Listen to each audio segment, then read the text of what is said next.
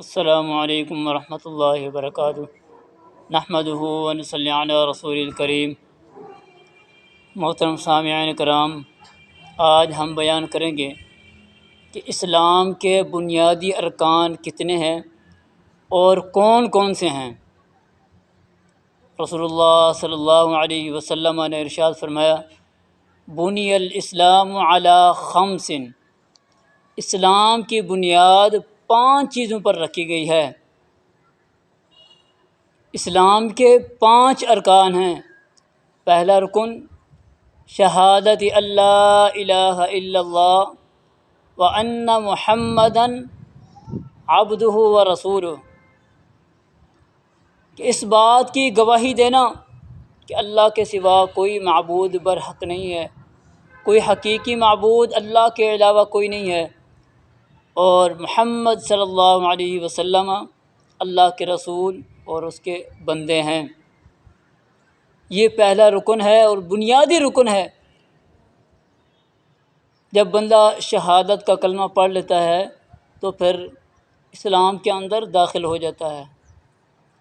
اور اسلام کا دوسرا رکن اور بڑا ہی اہم رکن، جس رکن کو ہم کلمہ پڑھنے کے بعد اہمیت بالکل ہی نہیں دیتے، وہ ہے وَإِقَامِ الصَّلَاةِ، نماز کو قائم کرنا، نماز پڑھنا۔ یہ اسلام کا دوسرا رکن ہے۔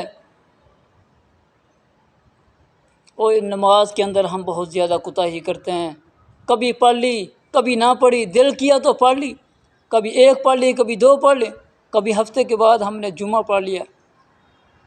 تو محترم بھائیوں، یہ اسلام کے ارکان میں سے نماز ہے۔ اگر ایک رکن بھی اسلام کا مکمل نہ ہوا تو اسلام ہمارا مکمل نہیں ہے۔ تو اس لیے 5 وقت کی نماز پڑھا کریں، نماز کے اندر کسی قسم کی کوتاہی نہ کیا کریں، سستی نہ کیا کریں نماز کے اندر۔ اور اسلام کا تیسرا رکن وَإِيتَاءِ الزَّكَاةِ، زکوٰۃ ادا کرنا اپنے مال کی۔ اللہ رب العالمین نے جو مال دیا ہے اور وہ جب نصاب کو پورا پہنچ جائے تو پھر اس مال کی زکوٰۃ ادا کرنا، یہ اسلام کا تیسرا رکن ہے۔ اور چوتھا رکن وصوم رمضان، رمضان المبارک کے روزے رکھنا۔